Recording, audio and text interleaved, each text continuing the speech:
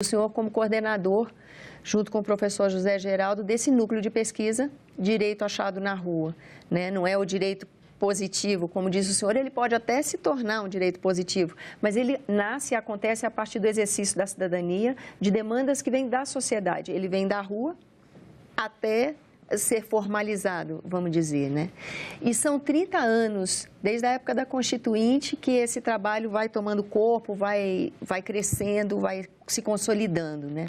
Então, eu gostaria de ouvir do senhor um panorama do que aconteceu, como a sociedade vem amadurecendo esse seu exercício de cidadania nesses anos em que o senhor tem isso como objeto de pesquisa. Bem, primeiro eu agradeço o convite por estar aqui, né? E o professor Geraldo que começou esse trabalho, né? Na realidade, antes, o professor Roberto Lira Filho, que é inspirador e autor principal desse projeto, que inspirou esse trabalho porque havia uma ambiência de escolas críticas do direito no Brasil. O professor Roberto Lira Filho foi o principal autor aqui em Brasília e inspirador da nova escola jurídica brasileira. O professor José Geraldo iniciou esse trabalho do direito achado na rua, que é o processo de construção social do direito. E construção do direito a partir dos movimentos sociais e os movimentos sociais que podem construir o direito a partir da prática social. Ou seja, a luta por direitos é que faz gerar o direito positivo. Não é a postulação de representantes políticos somente que faz gerar o direito positivo. É a luta por direitos, é a luta por moradia, é a luta dos homossexuais, é a luta das mulheres, é a luta dos movimentos sociais, essencialmente, que faz gerar o direito. Então, a gente tem, ao longo desses 30 anos, primeiramente, a luta na Constituinte, né? A gente teve uma Constituinte que foi, na realidade, uma Constituinte feita por uma emenda constitucional, né, na Constituição anterior. Então, basicamente, uma Constituinte não muito legítima, porque tinha, inclusive, um terço de senadores que vinha da legislatura anterior.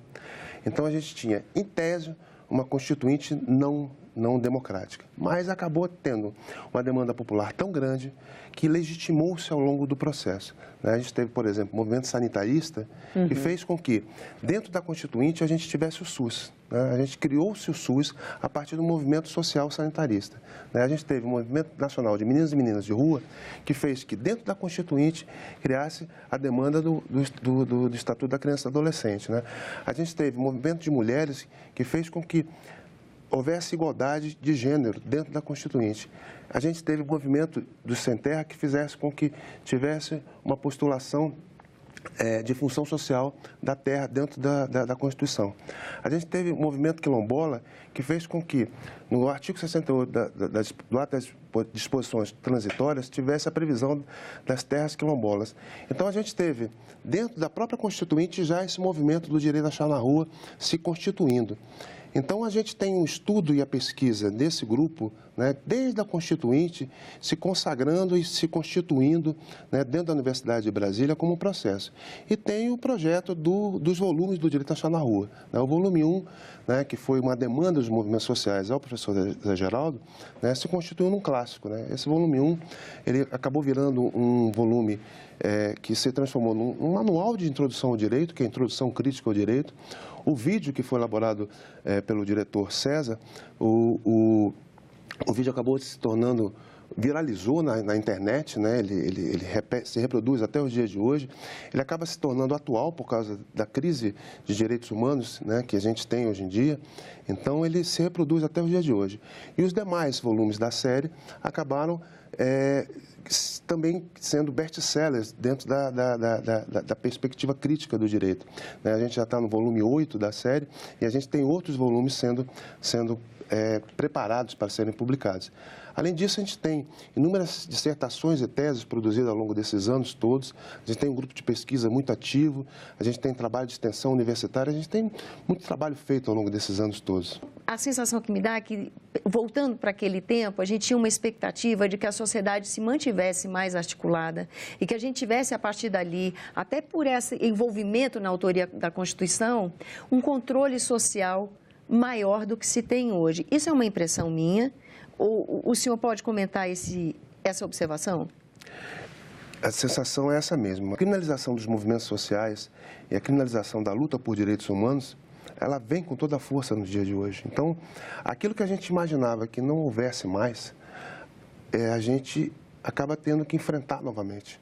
Então, a gente tem um certo retrocesso na luta por direitos. E como é que o mundo acadêmico, esse núcleo de pesquisa que fica focado nessa questão, explica isso? A gente faz pesquisa no âmbito mundial, no qual a gente percebe que não é só no Brasil, a gente tem retrocesso na Europa, a gente tem retrocesso nos Estados Unidos, a gente tem retrocesso político desde o 11 de setembro, a gente tem retrocesso político em partidos políticos de extrema-direita, de partido político neonazista, a gente tem retrocesso político-econômico por políticas de austeridade que fazem retroagir direitos sociais, a gente tem retrocesso de toda a ordem e a gente tem que lidar com isso. Né? E a Constituição de 88, ela, na realidade, ela tem uma força muito grande e a gente tem que brigar por ela, a gente tem que fazer com que ela tenha efetividade e eficácia, né, plena, e a gente tem que brigar por ela o tempo inteiro. Então,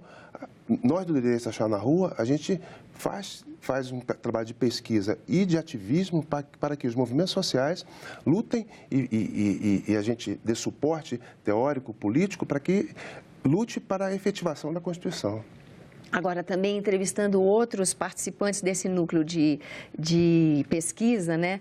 Uma coisa que a gente vê, por exemplo, na questão da moradia, que foi por onde o direito achado na rua começou, né? Moradia que até hoje é um problema recorrente e que, numa das entrevistas, tive a oportunidade de fazer uma reflexão sobre se a moradia é um direito garantido pelo Estado.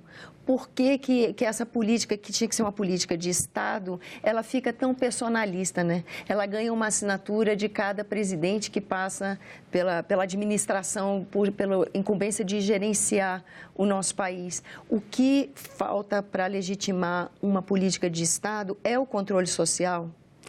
Além do controle social, a gente tem que perceber sempre que boa parte das políticas sociais, dos direitos sociais, eles acabam sendo privatizados. Né? A gente tem uma perspectiva na qual os direitos sociais acabam tendo uma questão de... O capitalismo privatiza os direitos sociais. Né? A gente tem, por exemplo, o SUS. O SUS é um ganho maravilhoso, que foi feito com a Constituição de 88. O SUS, o Obama queria um SUS para os Estados Unidos. Né? No fundo, ele queria implementar um SUS para os Estados Unidos. Né? Só que as empresas que lidam com saúde, elas querem a privatização de quase tudo. Né? Elas querem a não privatização daquilo que não dá lucro. Né? Na realidade, é isso. Né? Então, se ataca o SUS o tempo inteiro. Mas o SUS atende boa parte da população e atende, sobretudo, aquilo que é de alto custo e que não dá lucro. Então, as empresas que lidam com saúde, elas não querem, por exemplo, lidar com medicamentos de alto custo e não querem lidar com atendimento de emergência de politraumatizados. Isso é o SUS que tem que lidar. Mas, na realidade, a gente teve um ganho de direitos sociais que o Constituinte estabeleceu que a gente tem que ter um direito à saúde. E esse direito à saúde tem que ser universal e para todos.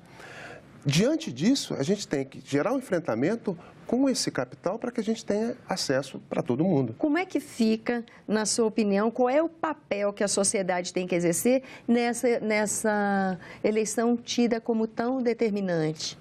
Olha, eu vejo duas coisas aí. A primeira delas é uma polarização muito grande, onde, por vezes, a gente vê projetos de exclusão de direitos fundamentais, né? De direitos fundamentais e de direitos humanos básicos, numa discursividade, seja de candidatos à presidência, seja de candidatos ao processo legislativo, seja a governadores. Né? Isso é inadmissível que a gente tenha esse tipo de postura por parte de postulantes a governo, né? A gente ter esses projetos. Então, a sociedade tem que estar muito atenta a isso, né? na disputa. E no momento seguinte às eleições, a sociedade tem que tomar as rédeas desse processo. Não é porque houve um momento de outorga de poder que a sociedade abre mão da sua representação e da sua cidadania. Né? A cidadania tem que estar ativa o tempo todo, porque a democracia representativa ela não é suficiente só no momento do voto. É necessária a democracia participativa para que a gente tenha esse processo político contínuo de participação política para que a gente tenha efetivação de direitos. Se a gente não tiver isso, a gente não vai ter democracia efetiva. A gente vai ter só o momento do voto e a gente vai ter essa polarização que vai acabar em um determinado momento e a gente vai continuar tudo como está e não vai ter um processo de democracia contínua. E infelizmente, a gente tem riscos graves. E já de tempo estourado, só para finalizar, Como que a sociedade consegue fazer esse link? Como é que ela toma as rédeas dessa participação, né? Aí eu puxo a sardinha para o nosso lado. É com o direito achado na rua, é com a possibilidade de construção social do direito.